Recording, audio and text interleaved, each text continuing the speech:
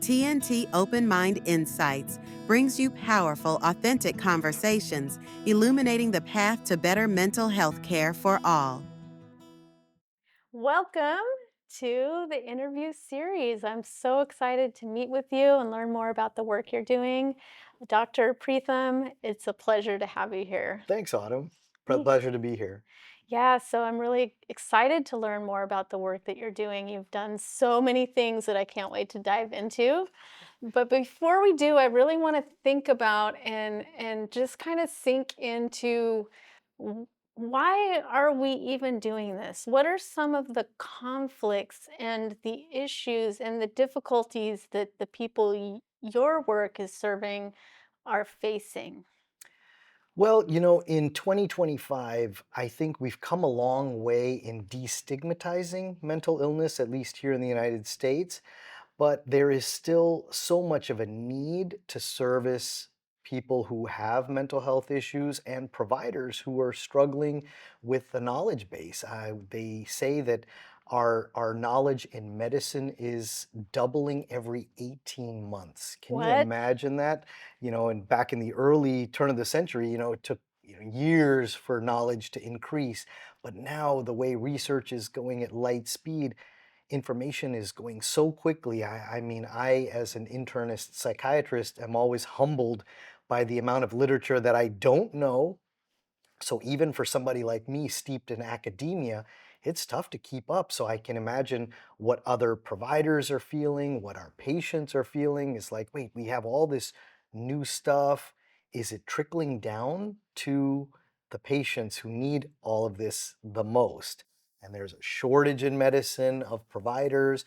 So we're here to educate other providers. We're here to take better care of our populace in general. And that's what's exciting about the work we're doing. Yeah, and so what are people facing, like the actual the peers or the patients? What are some of the challenges that they're facing that you're hoping to solve? Well, from a patient perspective, we learned during the pandemic that loneliness kind of came out to Mm, the forefront. So loneliness is a pandemic in itself, mm, where so many people, even though we're so much more connected socially now, it feels like with all of our social media and our apps that connect us to each other, does it really connect us in the way that our brains and our bodies really need is physical touch and the mhm, connectedness of something like this face to face. There's a reliance now in medicine on telehealth. mm. Now it's a great for disseminating care. It's convenient, but does it allow, especially in mental health care, for us to connect this way? For me to be able to be in close proximity where you can see my body language, I can see yours, and there's a mutual connection. There's a lot more to be discovered, I think, about how we deliver mental health care in 2025 and beyond. But loneliness is a factor that's affecting our patients as well as we as providers, the collegiality, the rubbing shoulders with one another. Even in a program like TNT, we're doing a lot of this virtually. Now that's great, but we're here in person here in San Diego right now, so I get to meet my cohort of mentees and I get to talk to them face to face and see what's on their mind, but actually be able to see all of it face to face. Mhm. Yeah, I feel like that really can't be replaced. I mean, Yeah, it's hard to. We, it's we can not do our best. convenient to say that, but I mean, there's something about, on the patient side, me visiting a doctor or provider and getting the sense that they really care helps me share really what's going on. Whereas if I sense they don't care, like I kind of like freeze up a little bit. Absolutely. And empathy and caring. I mean, we spend so much time at this conference talking about the importance of that in order for us to be able to connect with patients. We need that just as much as the other party in this dyad, if you will, need it. Yeah, I think it needs to be on both sides, right? The Absolutely. providers need to feel healthy and well and Mhm. not lonely in order to really connect with other people as well. And so Absolutely. we've been diving into that a lot.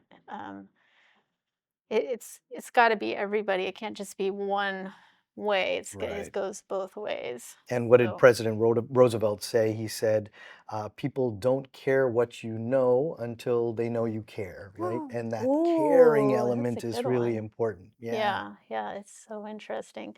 So tell me, how did you personally become interested in this work?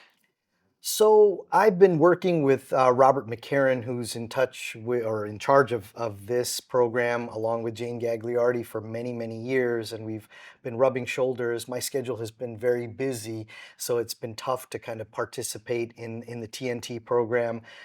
In a monthly basis. I've kind of come in and done guest lectures for the program, but finally, Robert, I think, and others kind of convinced me how important this work is, and really devoting enough time, and a few other areas of my life freed up enough time so that I can take on a mentorship role with a Yeah. And cohort. then what about mental health in general Yeah. drew you to the research side and even the starting the nonprofit, like all you've done so many things, but why mental health? Yeah, mental health. So when I went to medical school, I knew I wanted to be an internist. Okay. I love the sleuthing that goes on in general internal medicine. You don't know what's behind door number one. Mm. And you walk into a room and someone gives you a set of symptoms, and then you're trying to recall all of the differential diagnosis, we call it, to figure out what could be happening, order the right diagnostic tests, etc. I love the detective work of internal medicine. However, in medical school, I also had a chance to do a very special rotation. After my first year in medical school, I went to England and worked in a forensic psychiatry setting Mm. in the United Kingdom. And in their maximum secure hospitals, they call them, it's essentially a place where serial killers and whatnot go Oh. to rehabilitate. And so I got to work with that population very early in my career, and I said, "Wow, this is fascinating stuff." And just learning and watching how the brain works, it's like, wow, this is how the mind works, and Mm. a fractured mind works. And it also translates into how the body functions. So that connectedness between mind and body made me realize, man, I've got to really do both. And so I Mhm. became an internist psychiatrist as a result. Yeah. So it sounds like you are drawn to the mystery of it, which Absolutely. kind of would feed into the research, right? It's like, Yeah. here's the mystery. Yep. How can I find, and then you get to be the guy that figure figures something out and Yeah, tells you. absolutely. Absolutely. That's pretty Research cool. questions are always ping-ponging in my brain and trying to figure out, hey, how can we do it better, or what can we do differently? Mhm. Yeah. Yeah, wonderful. So, oh, tell me about the research you're working on now, or So yeah, I just completed a project so we're looking at transcranial magnetic stimulation, which is what I spend a large percentage of my time engaged in now, simply because we don't have enough of the resource. So my career has kind of taken a lot of twists and turns over the years, primarily going from a very medicine oriented career path to, out of necessity, especially in the Portland metro area where I practice, the need for mental health care is so great. So my career kind of pivoted towards a lot of mental health care. And then this thing called transcranial magnetic stimulation that we were working on back in the day when I was still at Duke, out of training. In those early days, when I was a junior faculty, we were working on these interesting projects using this new technology called transcranial magnetic stimulation. Shortened version is TMS. And and what is that? TMS, okay, Okay. it's the easiest way to describe it is we are harnessing the power of MRI technology, so magnetic fields, but using magnetic fields to transmit electricity from one area to another, or energy from one area to another. So most people are familiar with MRI technology to take an image of, say, the Mhm. brain. So we go into a big tube, and an MRI machine, it turns on a magnetic field, and it lines up all these protons and then allows them to go back into their natural state. And that difference in energy is what creates an image on a computer screen. So we're used to that. But now using Faraday's law of induction, so Faraday was a scientist in the United Kingdom. He said, hey, you can use magnetic fields to transfer energy from one location Hmm. to another. Hmm. So now we can use that same energy that we use for an MRI, but instead of using it to take pictures, we use that energy to transfer electrical energy from our machine directly into conductive material, in this case, the human brain. Wow. And the human brain starts to light up like a Christmas tree Huh. once we start that stimulation process. So that's TMS in a nutshell, and it's revolutionary. I mean, What does it do? What does it accomplish? it takes a dormant brain that's sluggish, that's slow. If we were to take a PET scan image, it's an imaging study that measures metabolic activity in the brain.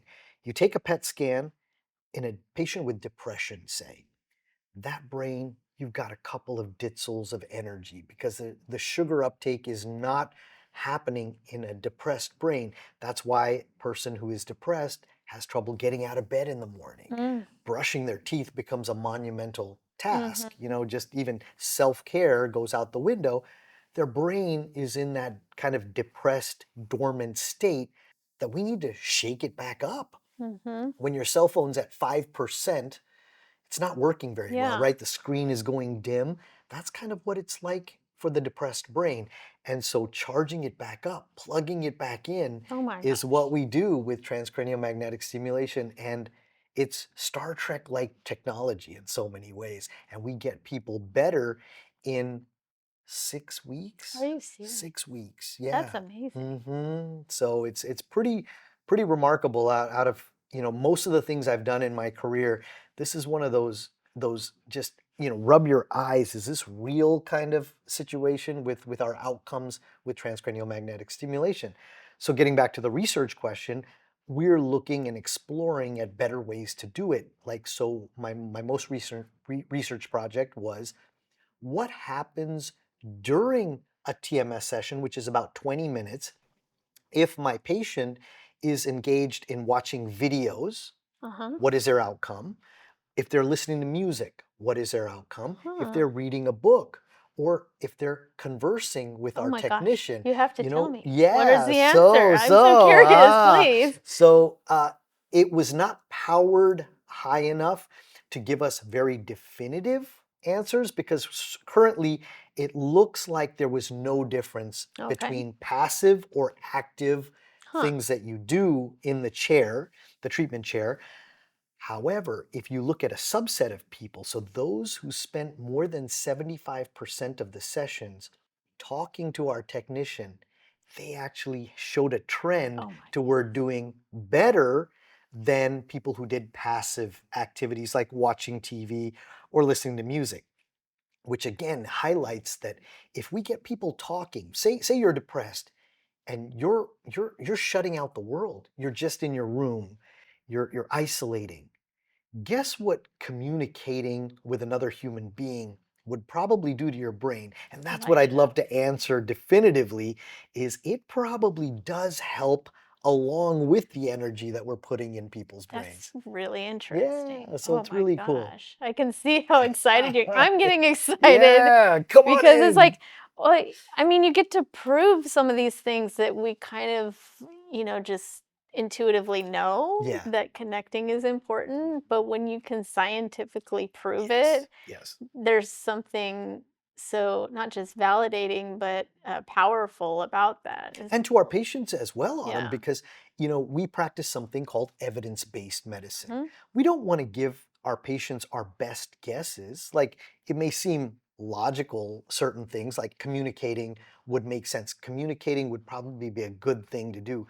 But if we definitively show that in a Mhm. research study, then everybody feels more confident in Yeah. recommending that, not just Yeah. guessing, Uh-huh. but confidently describing it to our patients to say, hey, we'd like you to engage during these sessions, and here's why. Mhm. The why is very important when we're connecting with patients. Yeah. And I also find this really fascinating too because it It also addresses that stigma piece Mhm. because people are usually judged if they're depressed and not taking care of themselves and all of that. It's seen as a personal failure. But if you can show that there's actually a physical brain component to it, Sure. that number one exists and number two can be treated, then I feel like that could help with stigma. Absolutely. Yeah. Anything we can do to destigmatize would be great. Yeah, and how hopeful that is. Now, how available is this type of treatment out there right now? Yeah, so there are a lot of treatment centers that are coming up.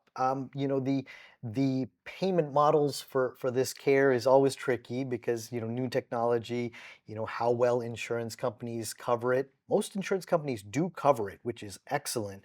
However, we still struggle with payers who think even in some cases the Medicare plans they pay half of what we should get, or even a third of what we should get in order to Mm, keep the lights on. It's hard to run a business for when sure. you're getting reimbursement rates that are not commensurate with the work that we're doing. But I can imagine people watching this and saying, I know somebody that could use this. Absolutely. So they can go out and get it Yeah, yeah, either it's should be available. with some insurance or um, even out of pocket if they had to. But I Mhm. feel like if you're really having a horrible depression, that it would be worth looking into. Absolutely. Yeah. We don't want to leave potentially amazing treatments because sometimes the saddest but actually most heartwarming things that patients tell me after they're done with treatment is, "Wow, I wish I had done this 20 years Oh ago." gosh, I And bet. so it's a blessing that now they feel so well that they can say that. Then the tragic part of it is, darn it, we waited, Oh, 20 years. The yeah. technology has only been FDA approved since 2008, so Okay. about 15 years. But Okay. but yeah, if we had done this 15 years ago, Yeah. how much we could save them 15 Yeah. years of misery. Are there other conditions that it works for, like, say, bipolar or insomnia or So any other? great question. We're at the tip of the iceberg with this technology, and Mhm. we're seeing new indications kind of come through. It's really FDA approved right now for major depressive disorder, anxious depression, kind of Oh, mixed okay. features of anxiety and depression, obsessive compulsive disorder, Okay. smoking cessation, Mm. and even neuropathic pain. Mm. Migraine headaches are being looked at as well, but neuropathic pain is also FDA approved with some of the technologies. Wow. Wow. Yeah, So that's this is this is so cool. so cool. So So cool. fascinating. Yeah. Yeah, so I'd love to switch gears a little bit and ask you about the nonprofit that you helped found because that seems like a whole nother can of worms. It is. It Can you is. tell me what it is and how did you get involved with that? Sure, sure. So our nonprofit is called Dark to Light. DARK is an acronym that stands for Divorce Adjustment and Recovery for Kids. Huh. So sadly, I went through the divorce process in 2011, and I have three amazing kids, and it was a very painful time for all of us. And during that time, I asked my kids. I told them, in the car one day, I said we should do something to help other kids that are going through this process too. And they were the impetus behind our nonprofit organization to say, "Hey, Dad, we want to help other kids who are struggling." So we tend to focus on kids between 5 and 13 in that age group when the divorce process can be particularly challenging. 5 and what? 5 and 13, 13. Oh, okay. ages 5 to 13 is our focus, but we help kids around that, and it's really trying to provide cost-free time for them to still engage with their families, because during the divorce process, sometimes kids get lost in the shuffle. Parents are doing their own thing and just trying to figure it out, and they don't have that time to kind of connect.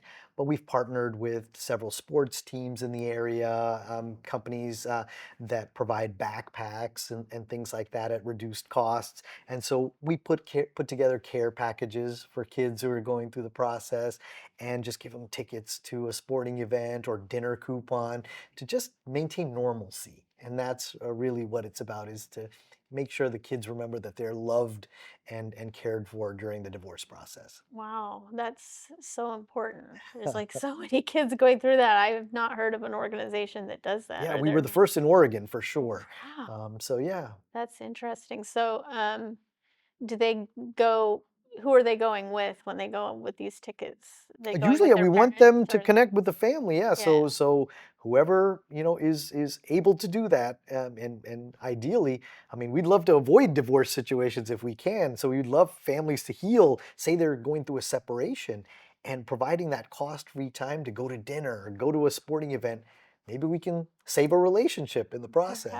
Perhaps, perhaps. Yeah, why not? Yeah, yeah. Why not? So you seem like a really like positive, outgoing person, even though you're dealing with some really tough topics. I mean, we're talking about depression, we're talking about divorce, but you got this giant smile on your face. Yeah. So how do you keep this this positivity and this energy just as a person while you're working with such difficult topics?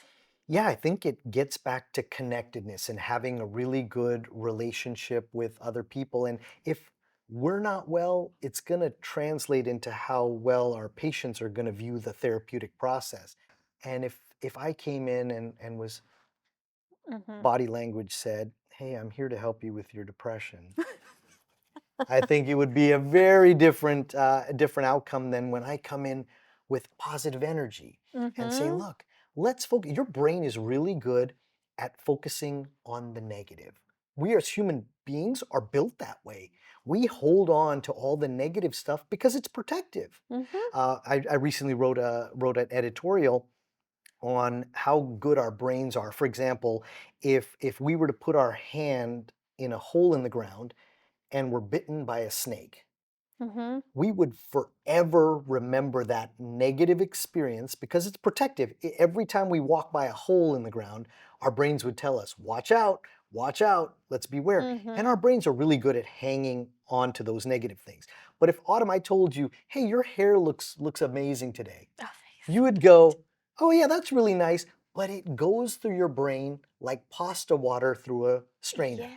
It just, it's not protective. Yeah. You'll go, It's okay, negativity bias. yeah, So it's not. exactly Yeah. right. It's a negative bias, and we want to teach and have our patients relearn what it is to hang on to the good things that happen through the day.